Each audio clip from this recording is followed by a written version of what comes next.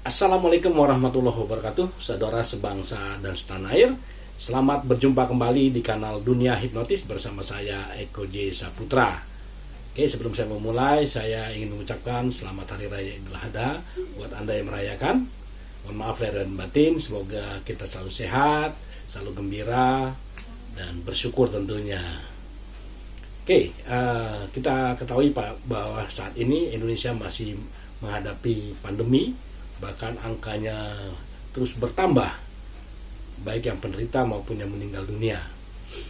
Kita berharap kondisi ini segera berakhir. Nah, pada konten kali ini saya ingin menyampaikan satu hal yang sangat menarik. Bagaimana menghipnosis virus corona. Nah, karena begini, saya punya pemahaman bahwa virus corona itu ada. Aku yakin 100% virus corona itu ada ya, karena memang ada sebagian orang tidak mempercayai virus corona ini. Nah, tapi masalahnya ini pengalaman pribadi saya melakukan riset kecil. Mereka yang terkena virus corona itu bukan berarti mereka tidak menjalankan protokol kesehatan. Beberapa rekan saya itu sangat ketat sekali, bahkan jarang keluar rumah, selalu cuci tangan, menggunakan masker, menjaga jarak. Tetapi tiba-tiba saya mendapat kabar dia positif kena virus corona, dan beberapa rekan keluarga juga mengalami hal seperti itu. Ya, alhamdulillah mereka akhirnya sehat setelah menjalankan isolasi mandiri dan menjalani perawatan. Nah, pertanyaannya, bagaimana kita bisa menghipnosis virus corona agar virus corona tidak menjangkit ke kita? Nah, itu yang jelas, yang ini adalah riset ilmiahnya, bahwa yang namanya virus corona itu belum ada obatnya. Oke, kita harus pahami betul bahwa virus corona itu belum ada obatnya. Bahkan mereka yang sudah diberikan vaksin masih terkena. Nah, jadi bagaimana biar kita ini kebal dengan virus corona? Ini saya berbicara dari kacamata ilmu pikiran.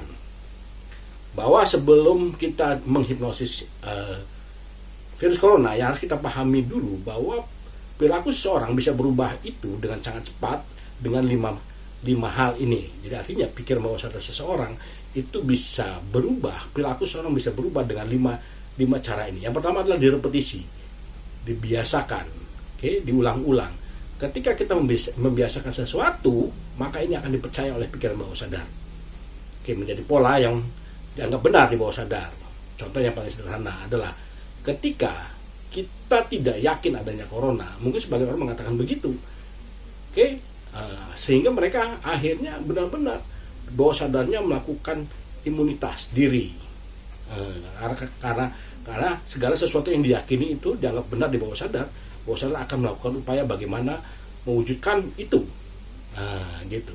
Tetapi ada juga orang yang imunitasnya kebal, tetapi karena dia stres, cemas, akhirnya imunitasnya menurun. Makanya paling sederhana untuk menghadapi corona ini adalah saya selalu mengatakan tenang.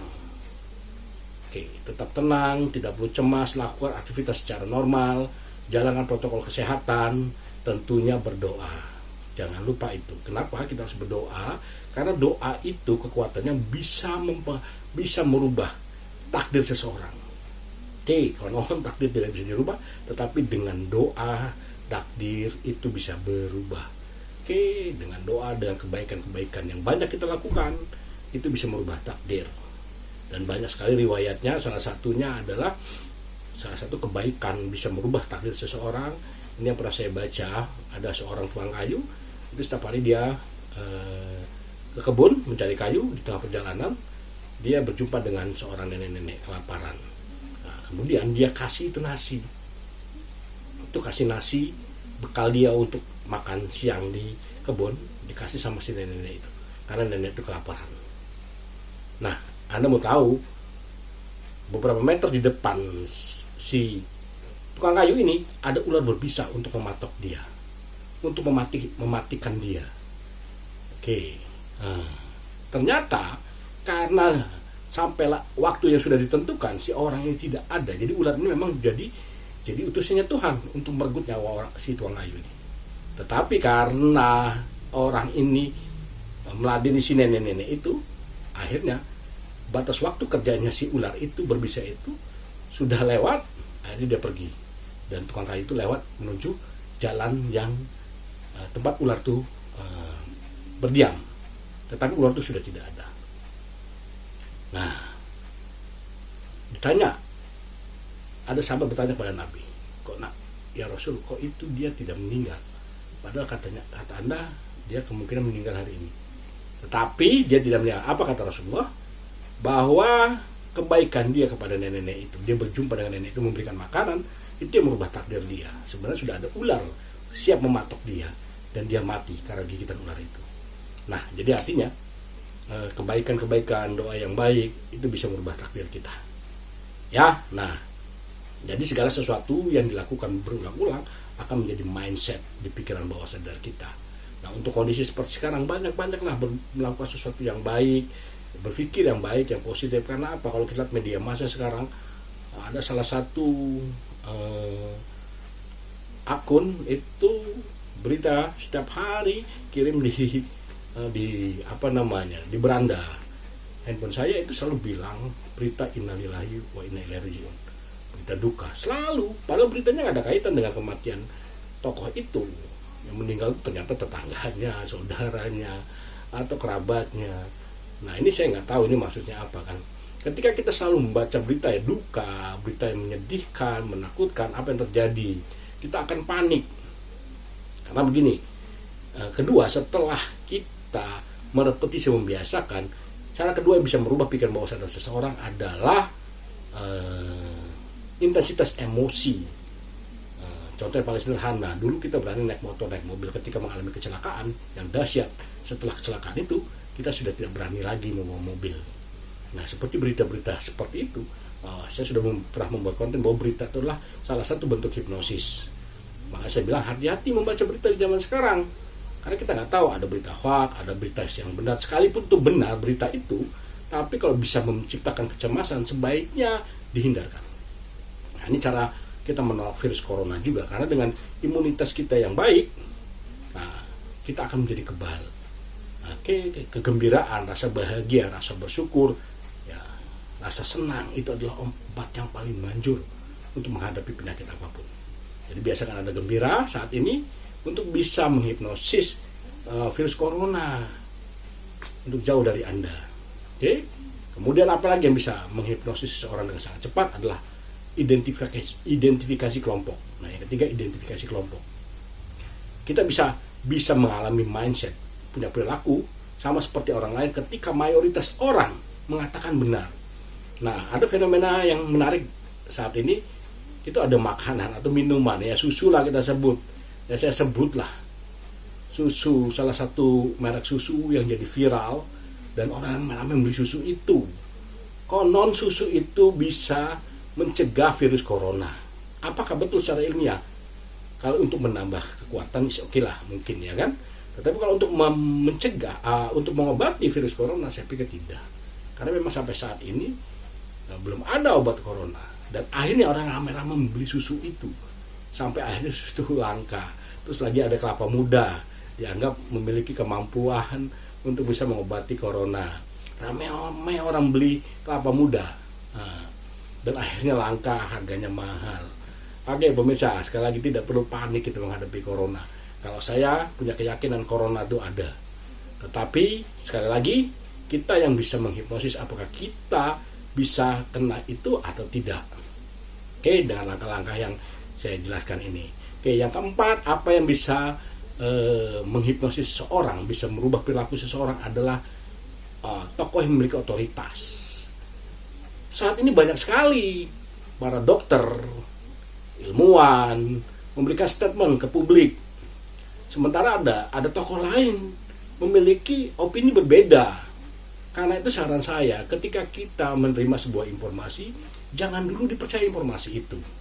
Siapapun yang memberikan informasi itu, ketika itu datanya tidak valid, kita membutuhkan second opinion atau pembanding dari informasi itu. Saya pernah mengalami langsung tahun 2017 saya mengalami tekanan darah tinggi dan sempat masuk UGD. Saya juga mengalami angina. Saya diberikan obat sehari minum 2 kali, pagi 1, pagi 1 dan malam 1. Nah, Ini dokter spesialis memberikan saya. Tetapi satu ketika saya mengalami lagi papilasi, detak jantung saya agak kencang, saya masuk UGD. Yang mengejutkan, dokter ini justru dokter jagain mengatakan saya baik-baik saja, saya cuma kelelahan dan stres. Bahkan dokter yang jagain mengatakan dokter obat yang dari dokter spesialis itu tidak perlu diminum.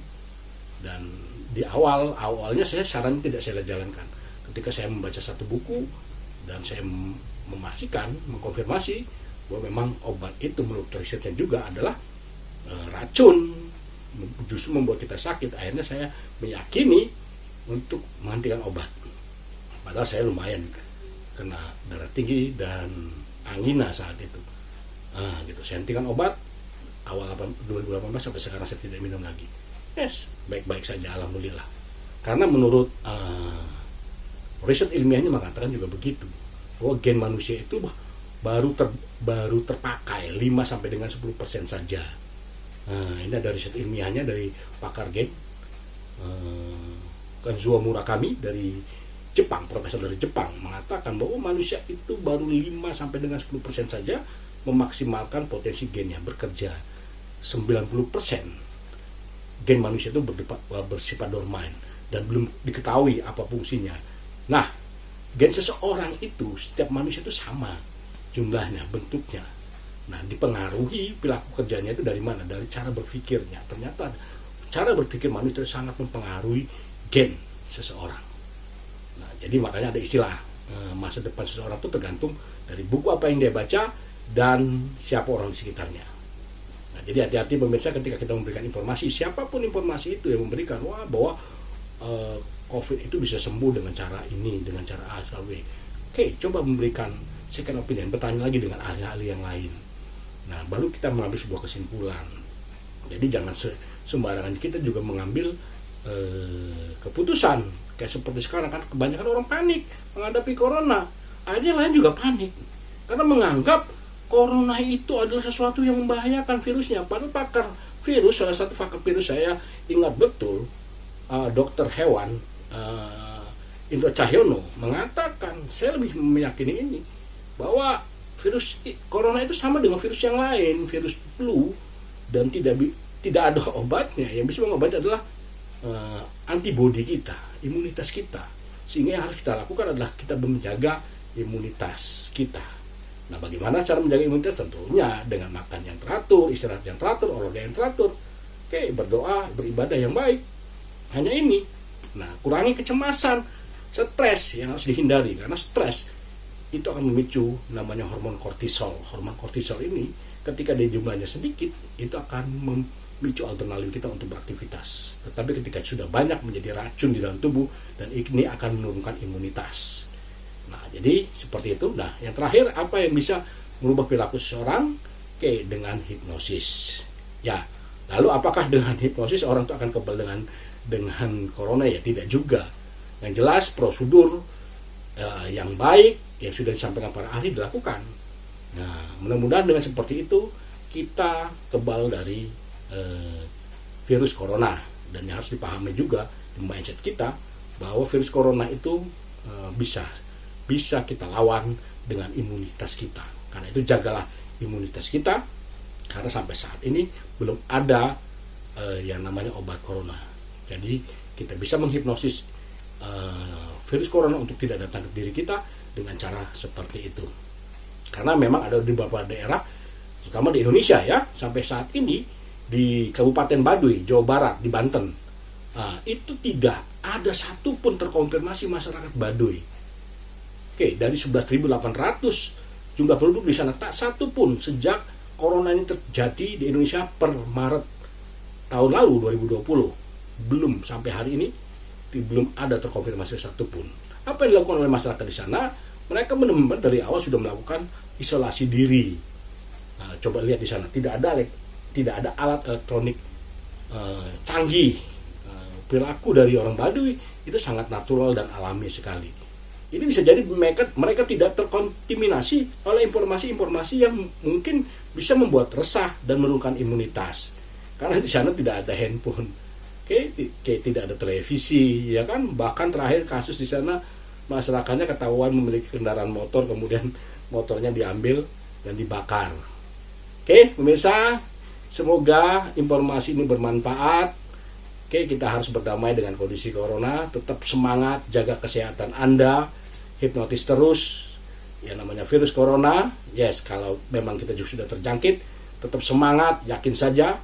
Oke, ketika kita punya semangat yang bagus, karena kata Murakami, 90 gen manusia itu memiliki kesembuhan yang tersembunyi. Jangan aneh ketika kita semangat, yakin memiliki kesembuhan, iringi dengan doa, Allah memberikan kesembuhan kepada kita. Karena konon katanya di Arab Saudi sana itu rumah sakit sepi, ya kan? Kenapa? Karena kebiasaan orang di sana mindsetnya ketika mereka sakit mereka sholat 2 rakaat. Oke, kalau itu juga belum mempan mereka banyak berzikir. Nah, kalau ini juga caranya belum mempan mereka banyak istighfar. Nah, mohon ampun pada Allah kalau ketika ini juga belum mempan mereka itu makan kurma, ya kan, minum air zam-zam, kemudian minum vitamin, ya kan, makan makanan alanya Rasulullah. Kemudian ketika ini juga belum mempan, apalagi yang mereka lakukan? Mereka bersedekah. Oke, mereka berharap dengan bersedekah itu bisa menurunkan hidayah Allah untuk memberikan kesembuhan kepada orang tersebut.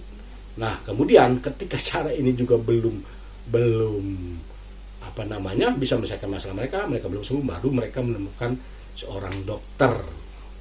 Nah, jadi seperti itu pemirsa, tetap semangat, tenang, dan selalu berdoa, jaga imunitas yang paling betul. Semoga kita selalu sehat dan kuat menghadapi pandemi ini. Sampai berjumpa di video selanjutnya. Oke, kalau video ini bermanfaat, Anda lakukan subscribe. Yang belum subscribe, kemudian Anda memberikan like, komen, atau pertanyaan, dan share video ini ke banyak orang agar mereka mendapatkan manfaat dari video ini. Terima kasih. Assalamualaikum warahmatullahi wabarakatuh.